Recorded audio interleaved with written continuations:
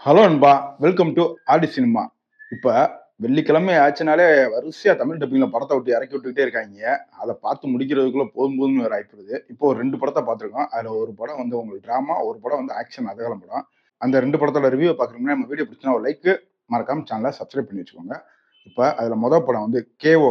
Netflixல அந்த படம் அவைலபிள்ல இருக்கு உங்களுக்கு. தமிழ் டப்பிங்லயே இருக்குப்பா. படத்தோட கதை என்னன்னு கேட்டுக்கிட்டீங்கன்னா, நம்ம ஹீரோ வந்து ஒரு கிக் பாக்ஸரா இருக்காப்ல. படத்தோட ஆரம்பத்திலேயே அவர் ஒருத்தங்கள பாக்ஸிங் பண்றாப்ல. அவன நாக் அவுட்டும் பண்ணிறாரு. ஆனா நாக் அவுட் பண்ணவே அங்கேயே இறந்துடுறான். இந்த மன உளைச்சல்னால அவரு பாக்ஸிங்கே விட்டுட்டு போயி, சும்மா சாதாரண கல் உடைக்கிற வேலை, அந்த மாரி வேலைகள பார்த்துட்டு இருக்கும்போது, அந்த இறந்து போனவனோட பையனுக்கு வந்து ஒரு சில ஆபத்து வருது. அவங்க அம்மா வந்து உடனே, "நீ தான் எப்படியாவது என் புருஷனையும் கொன்னுட்ட.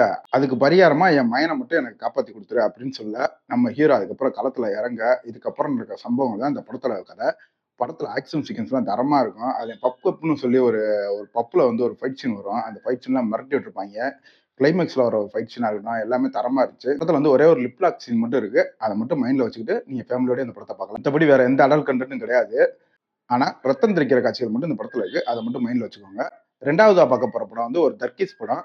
The last wish. இந்த படம் வந்து உங்களுக்கு அமேசான் பிரைம்ல தமிழ் டப்பிங்ல இந்த படமும் இருக்கு. இந்த படத்துல கதை எடுத்தீங்கன்னா, நம்ம ஹீரோயினுக்கு வந்து ஒரு 6 வயசு பொண்ணு இருக்கா. அவ ஒரு கட்டத்துல வந்து ஸ்கூல்ல இருந்து மயக்கப்பட்டு விழுந்துட்டான்னு சொல்லி கூட்டு வராங்க. அப்ப அவளுக்கு ஒரு சில டெஸ்ட் எடுத்து பார்க்கும்போது அவளுக்கு ஹெச்ஐவி இருக்குன்னு சொல்லிட்டு தெரிய வருது. இதுக்கப்புறம் இவங்க எப்படி சர்வே பண்ணி அந்த பொண்ண இது பண்றாங்க அப்படின்றது அந்த படத்துல கதை.